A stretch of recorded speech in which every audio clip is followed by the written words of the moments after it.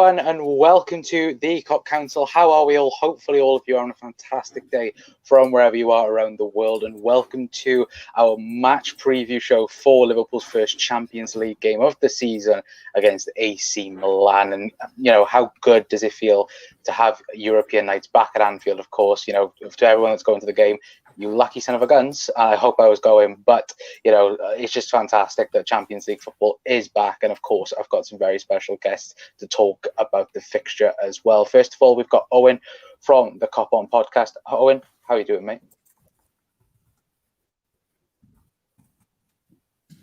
Absolute delight to be here. I'm really happy.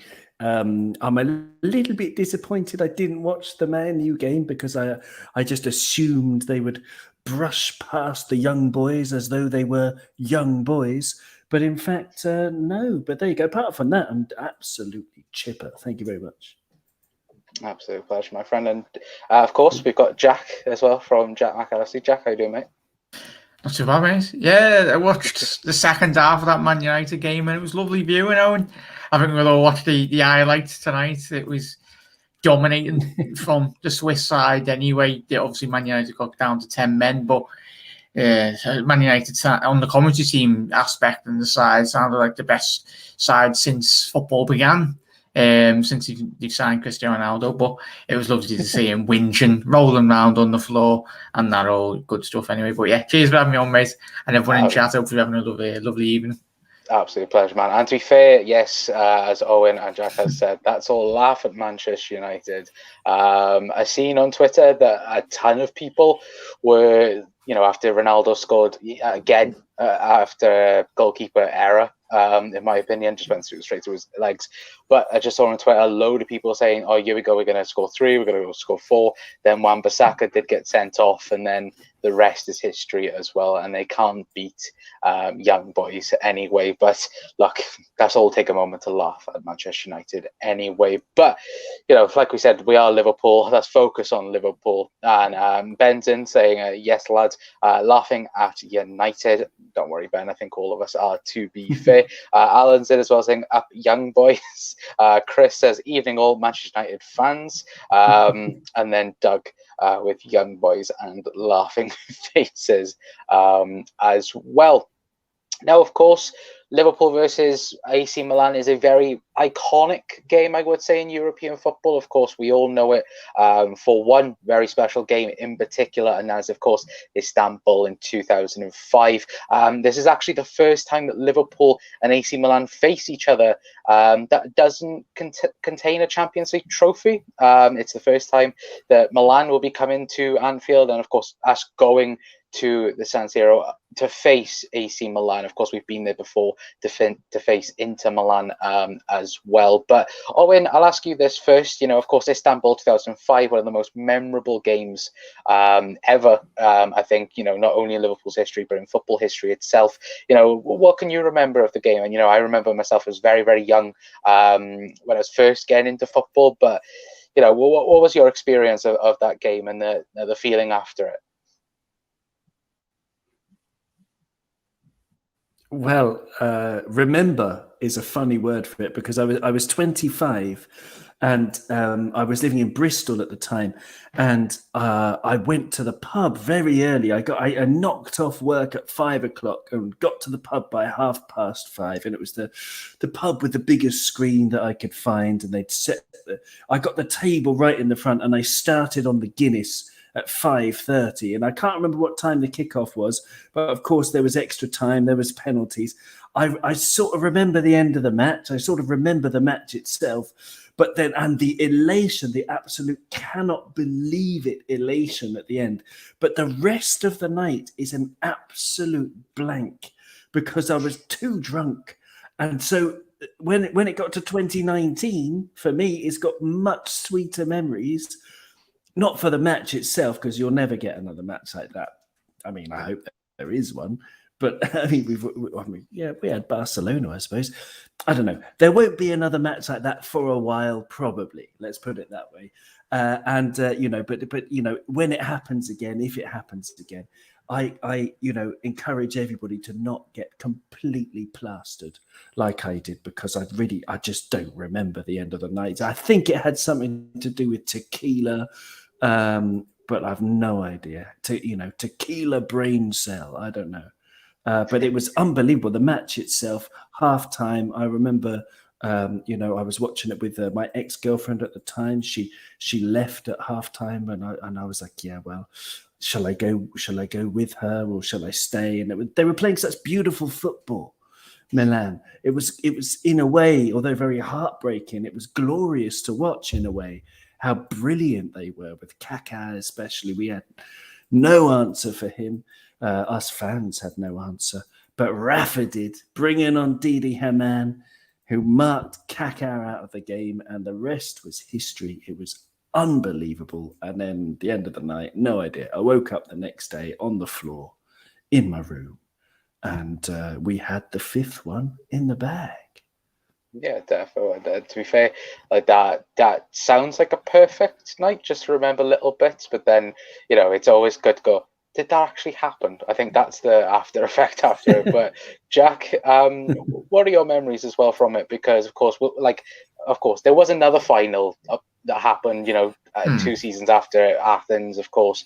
Unfortunately, Liverpool didn't win that one. So we forget about that, a little bit on the side. Jermaine Pennant was the man of the match that game for Liverpool that day. Don't. Yeah, he played well that final. Solid player. Yeah. But as Owen's alluded to, Kaká, like that time period was remarkable. When I watched them, obviously, when you watch a lot more videos of YouTube, and obviously when you grow older and really do appreciate players like that, of that quality. Well, we've lived in a Messi, Ronaldo era of sheer brilliance, but how we beat that AC Milan side, the amount of quality within that squad, compared to our squad, it was ridiculous. Legendary, iconic players within that squad, that will be getting spoken about throughout the rest of the time of football anyway, mate. But yeah, 2005, I can just remember crying. I honestly can't remember straight back then, but the only emotion I can remember is just crying my eyes out at half time, and then it's just probably added a loads of what but it was something to celebrate Sonny D back then. But watch out. Yeah, would have been the hitting the walls if he had that, loads of that. But yeah, that's a proper hype child drink. Yeah, especially back then with all the ingredients. you had to take out, probably because they see me on that night. But yeah, what a magic night, mate. And obviously it's added to our illustrious career history. And that too, the save, that save in extra time from Dudek. He even to this day, he doesn't even know how he's done that. He's just there. He didn't even mean it, but it's remarkable. What a save and what a night. Yeah, no, definitely. And look, it for me is the best ever comeback in football history. Yeah, best European final. Yeah, the best European final. It's the fact as well, like you and Owen have alluded to, and the chat will as well. The fact that it was prime AC Milan as well. You could go every single position and just legend after legend after legend. And you look at it, Shevchenko was in his prime then, Pirlo wasn't in his prime as yet, but was, almost there. Dida, Nesta, all those players there. Gattuso. Yeah, Cafu as well. And the bench as well was fantastic as well, and it's just how Liverpool managed to, of course, come back after 3-0 is a fairy tale. Didi Hamann. Yeah, Didi Hamann, of course. Jimmy Traore still in that box at half time. If you've not watched the DVD, he's still in the cardboard box. Johnson, so big up, guys. Hope you are well. Walk alone. Hello, John. Hope you're on a fantastic evening, mate. Anyway, but of course, let's talk about the actual fixture. Of course, the little bit of news that came out about an hour ago about Harvey Elliott as well. He's had successful leg operation. It's been said that he will play again this season, but there is no time frame for that, which of course is expected as well. So all of us here, wish Harvey the speediest of recoveries as well. And the other guy as well that's out for AC Milan, there's no terrible injury, but of course Ibrahimovic is out for AC Milan. Of course, they've got Giroud coming back from COVID. He was banging in goals for them before he did catch COVID. But Jack, I know that we were on Doug's channel yesterday and we were speaking about Ibrahimovic and Giroud, and that partnership might go up against the likes of Matip and Virgil as well. But do you think this plays into Liverpool's hands a little bit? With Ibra not there. Yeah, no. I know we spoke about it yesterday, didn't we, with Doug? But there's no doubt in Ibrahimovic's quality. I know if Liverpool play our defensive, reassuring, commanding line, then we shouldn't really have problems. But he's a player of such quality that on his day he could split seconds. He changes the game due to his brilliance on the ball. But yeah, it'll be a same game plan because I think Milan tend to play a 4-2-3-1 in Serie A, especially in European competitions. So they play with obviously the 10 and then the left mid and the right mid, whoever they may be. But yeah, it's going to be a different proposition in which Italian football is completely different to Premier League. They're very much counter-attacking side. But yeah, Zlatan will be a huge miss for AC Milan, but happy for us that he's not playing the game. Yeah, no, exactly. I absolutely agree with that. And it's the fact that, Serie A, we all know it as being this boring, defense-minded league in terms of it. But, I looked up earlier on and, AC Milan have the youngest squad in the Serie A as well. And it's, got huge, and that's with Ibrahimovic and Giroud. But, what can we expect from Milan? Because they have, very good young talent. They have, is it Tomori that's gone from Chelsea at centre half? They've got Theo Hernandez at left back. Giroud, Ibrahimovic. Is it Casey as well? The midfielder, the Ivory Coast international. So what could we expect from Milan?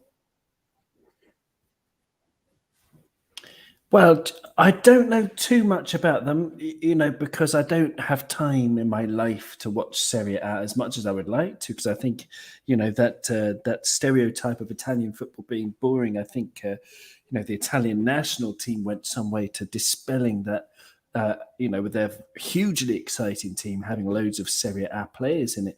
But Milan, I've just got their team in front of me from the weekend when they beat Lazio 2-0. They had Mike Maignan in goal, and I know a little bit about him because he is a new signing from France, and I live in France, and he has a great reputation.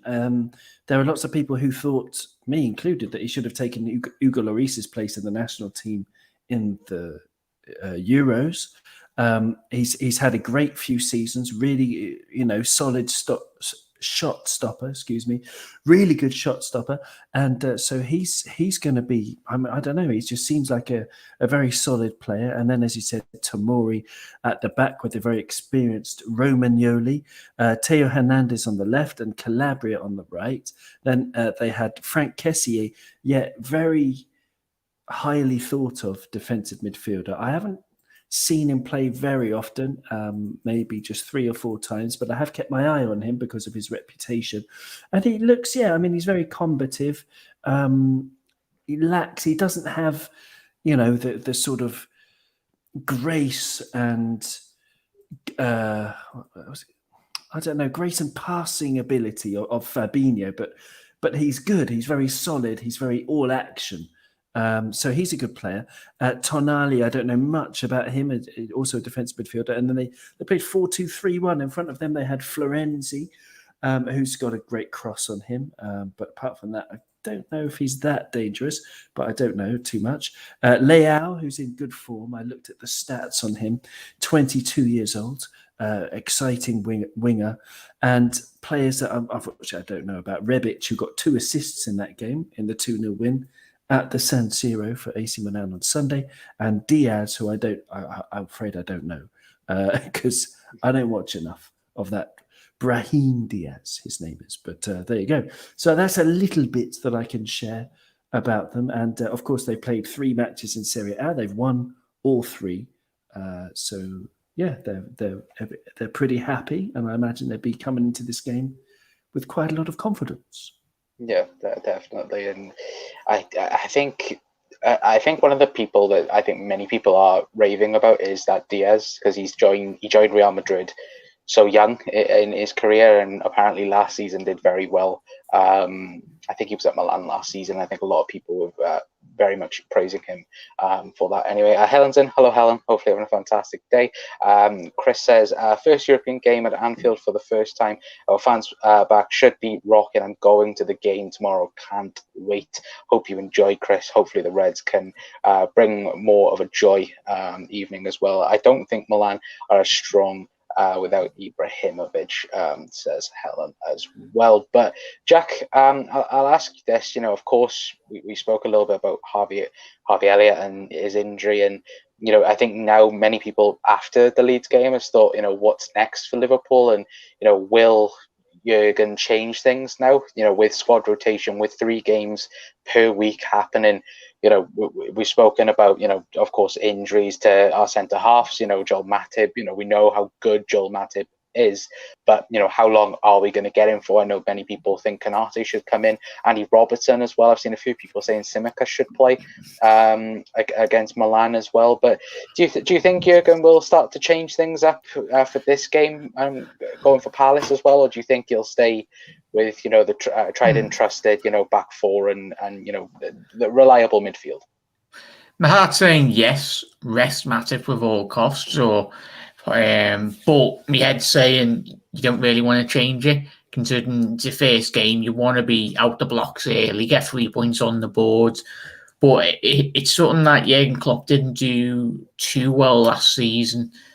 His team selection, the balance of the squad, considering the amount of injuries we did have. Prime example was Jota, playing him in a pointless friendly, or more or less a pointless group game, and he gets injured and we miss him for a couple of games, and that has that knock-on effect. We don't want to overstretch our supposedly previously injured players, because as much as we love Joe Matip being fully fit now, but if he does continue to play, and that's a factor leading on to his future injury anyway. For me, I know a lot of people will be saying, play him, he's fully fit, but we know how fragile Matip can be. A player, especially in midfield as well, the rotation, we've spoken about players and how we will approach it. I think Jurgen Klopp won't change the formation because he doesn't tend to do that, does he, mate? It's just really personnel. But Canate, I could see coming in place of Joel Matip anyway, because he's got vast minutes in the Champions League for RB Leipzig anyway. He's a player that we've seen in pre-season that was very comfortable on the ball, and especially with this young AC Milan side, he will try and probably push up and hit Liverpool on the counter-attack if possible.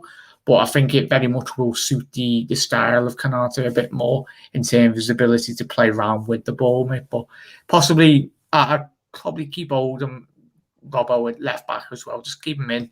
But Jurgen sees him a bit fatigued, really. I think I don't think any of us would have any qualms with Costas coming in, given the extent of how well he has been playing in recent matches. Yeah, 100%, and I agree with that as well. Owen, your thoughts on this? Because I know that I think pretty much the midfield is the big talking point. Will Jurgen go tried and trusted? I know that James Milner's back from injury. He was back, for the Leeds game, but I know that he's obviously Mr. Reliable in big games for Jurgen. I know that many of us would like to see maybe a trio of Naby Keita, Thiago, and Fabinho. But what are your thoughts? Do you think that Jurgen might change things up in this game, or do you think he'll go tried and trusted? Well, it's a really difficult question. I think Jack's answer was really good because, the old, there is a way where you just play your best team. It's the Champions League. It's Milan. It's got all the romance and the poetry and the excitement that comes with that. But if you're going to just keep playing your best team, then you're just guaranteed that they're going to start dropping. So you have to rotate. You have to do it sort of proactively, preemptively.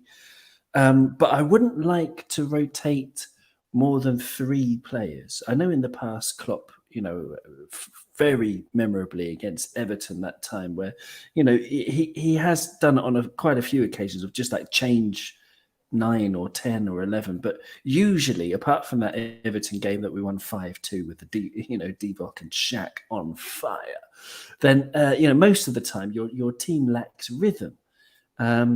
So I would give Matip a rest, but I don't know, because again, you have to defer to the sports science people and the people who get all of the readings of the heart rates and the white blood cells and how much I don't know what their chromosomes are doing. I don't know what they test these days, but I think leave it up to them.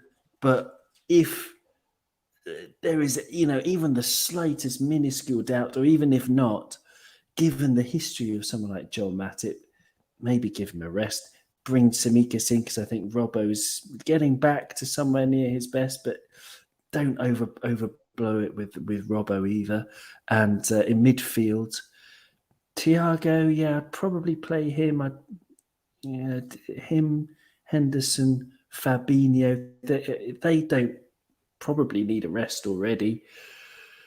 But then going forward, what do you do? That's interesting for me. I mean, are you going to just say, I don't know what you would do, Connor. I mean, because are you going to say Jota and Mo and Sadio are just going to have to play all of the matches, until Bobby's back? Hopefully he'll be back soon. But, Minamino's struggling with injury. Origi is not trusted. Of course, Harvey Elliott's unfortunately out. So I don't know. For me, that's more of a concern, because you can't just play them every single game again, like we've done for ages. Yeah, no. I don't know. Yeah. I don't know. No, absolutely, and I agree with both you and Jack. I think with going forward, I don't think so much for the Milan game. I think more so for Palace on the weekend. I think Jurgen bringing on Ox in the false 9 for the last 10 minutes against Leeds, I think that shows where they're about. Yeah, I think that's where it shows. Mm-hmm. The other good news as well, to be fair, we haven't mentioned it. Takumi Minamino was in full training today, which was a good sign, to be fair. But don't know whether or not if he is, of course, match fit. Or not. I would guess not, but maybe against Palace he might be available. Thereabouts. Anyway, but let's read a few of your comments before we do go into start 11 predictions. Anyway, Helen says Atalanta leading Villarreal. No, Klopp is too set to playing 4-3-3, says Helen as well. She also says Juve just scored as well. John says, what you guys make of Klopp's comments on the winter window? I haven't seen his comments about the window. Has anyone else seen anything what Jurgen's had to say? No, not at the minute, mate. If it was the other day. Yeah, the comments about the transfer window just gone, mate. Is it? Yeah. Maybe. Well. Yeah. John, let us know anyway, more in depth about it anyway. Can rest players against Norwich in the Mickey Mouse Cup, says Alan, as well. Of course, that is coming up against Norwich anyway. But of course, let's get on then to start 11 predictions. Then anyway, Jack, I'll start with you. You have the tough task of deciding what Jurgen Klopp has to pick for AC Milan. But what do you think the lineup would be? Adrian in goal, Nico Williams. Shut up. No, Ali in goal. Go with Trent right back. Canate with Van Dijk, as I said before. Robbo left back. Fabinho in that holding role. Henderson, and then Thiago. And then Salah. Something screaming that Ox is going to start, so I'm going to go Ox in the 9. Everyone's just lost their minds. And then Mane, or possibly... Actually, no, I'll drop Ox to midfield and then play Jota through the middle and then Mane. And then who we've got left on the bench to bring on up front. To not be wearing jeans this time. like he was against the fixture that we just had. But yeah, that'll be mine with. Yeah, to be fair, I think, usually Divock Origi and European Nights work well together, but of course, that was a Divock Origi from 2-3 years ago, not the Divock Origi of now. But Owen, do you agree with Jack's lineup, or have you gone with something a bit different? I wouldn't risk Oxlade-Chamberlain. He looks rustier than an Austin Allegro, in my opinion. But I think, yeah, I mean, I'd be happy with anything, really. I wouldn't mind saying Chamberlain either. But, I would probably, as I said before, I like the Konate shout at the back. But I'd probably go with Costas, to keep his confidence up as well, because I think that would be good for him. Okay, he's the reserve left back, but to give him the Champions League night might be nice reward for his hard work. And also, it's not the end of the world if we lose this. I know it's a really tough group and we don't want to lose any of them, but if that is the worst case scenario, and if we did lose the first game, it's much better than losing the last one when you have to win. I don't know, but I would play Costas, and then in the middle I would go Fabinho, Henderson, Thiago, because I think they're all right. None of them have played too many minutes. And up front, I would go with the usual, Mane, Jota, and Salah, because we'll just play them. Why not? Because I love watching all three of them, to be honest. Mane as well. My God, Sadio Mane. I loved his performance the other day. He had 10 shots. And I was having a conversation with someone on Twitter about it, because he posted that Sadio Mane had 0 expected assists, and he took that as a sign that Sadio wasn't passing enough and he was just being selfish and taking shots. But it's actually not the case. It's just that his passing was awful, unfortunately, the other day. But he had about 4 opportunities to play his teammates in, and he tried and he got it wrong every time. At least 4 opportunities if you watch it back. But then to have 10 shots on top of that, and they were good shots, they were decent shots, they were from a decent area anyway. They weren't decent shots, all of them. But I thought that was sensational defensively as well, winning the ball back as he does, causing nightmares for defenders. So yeah, definitely Mane. Jota, he's Jota the Slaughter, so I can't drop him. I love the guy. And Mo Salah, I think he's getting even better, and he's so athletic, isn't he? He's so fit, so he's not going to get injured. So just those 3. I think they're pretty much undroppable until Minamino maybe gets a bit of rhythm. Bring him on for 20 minutes here and there, because I like Taki. I've got hope for him. I don't know. What would you do, Connor?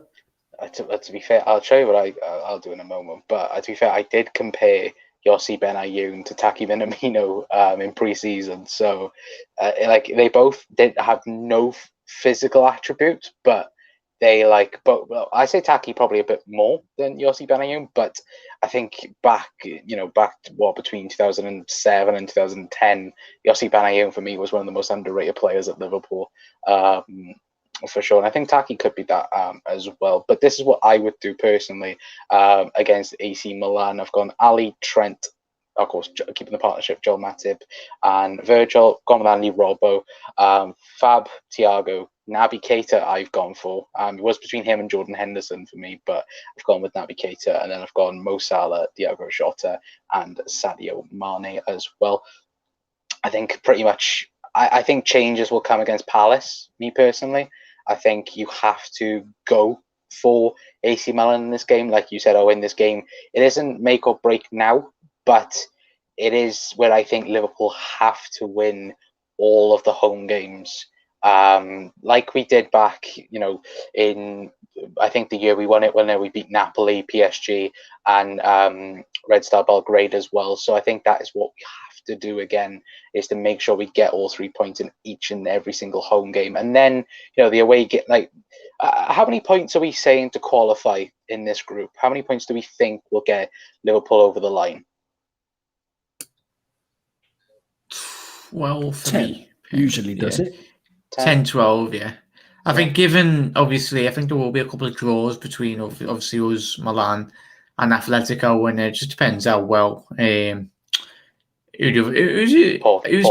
Porto, yeah, Porto. I was going to say, because they're quite good at home as well. So I think there will be a couple of draws, but yeah.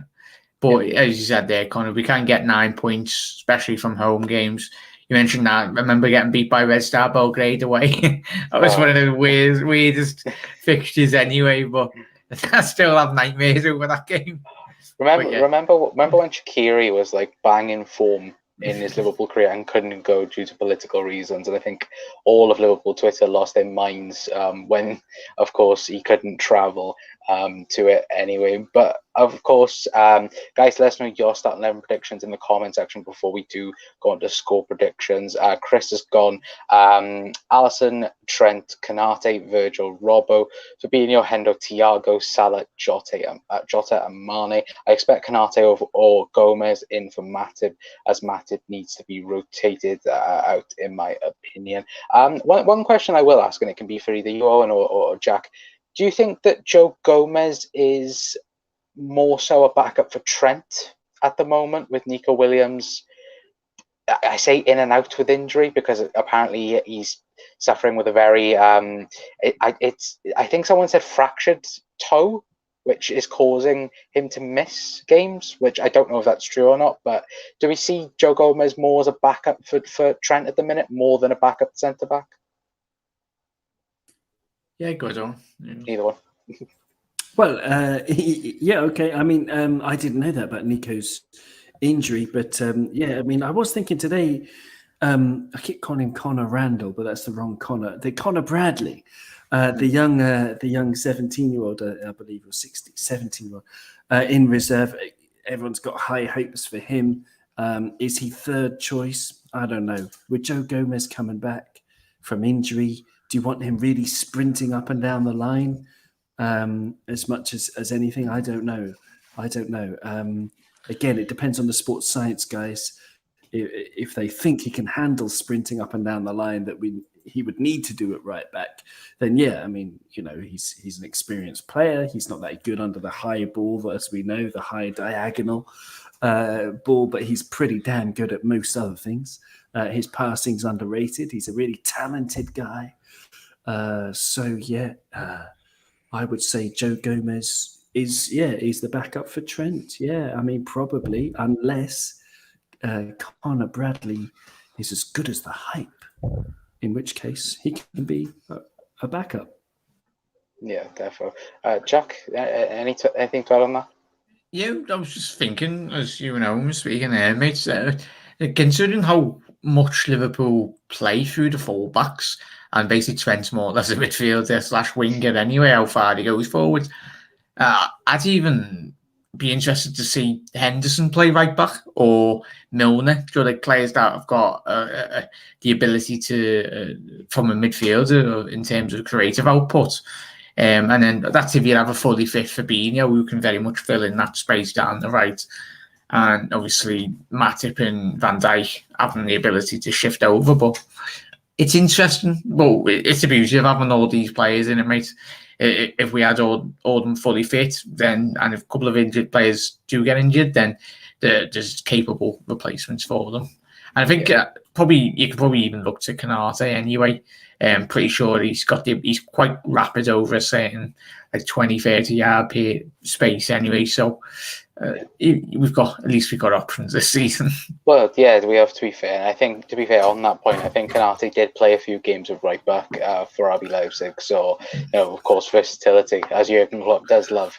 And as well, if the crunch comes to the crunch, remember Arsene Wenger did move Alex Oxlade-Chamberlain to a right wing back situation. So that's another option for Liverpool Football Club to have anyway. But we will move on to score predictions in a quick moment. Helen says Alisson, Kanate, Virgil, Robbo, Hendo, Fab, Thiago, Mane, Jota, and Salah. I'm guessing Trent's for there as well. Helen as well. But John says he said he will need to have a look in January with Salah and Mane going away for their country. Of course, AFCON there as well. Does that mean he could probably push forward a signing he was maybe planning on making in the summer? potentially, mate. It's the fact of availability, isn't it? And so forth. But of course, time will tell. Luckily, I think Liverpool were Interest FC in the summer. We've got to say, Owen. Yeah, I'm just going to say that the guy plays for Salzburg, and there's loads of Twitter rumors about him. I'm terribly sorry, I can't remember his name. Ayemeni, something like that. I know exactly who you're going on about. I watched him tonight, and of course kept a hawk eye on him, and he was really good. He was really good, very bright. He won. I only saw about 30 minutes of the match. Had things to do, life. But it was. But he was very, very impressive. Fast, nimble of mind and body, and a great talent. So there you go. Interest FC. There's another one we've been linked with, who I would love to see as a backup. I think he won 3 penalties tonight, Owen, didn't he? Or like I see one of the lads, which is crazy. That's something we do need, isn't it? Pace.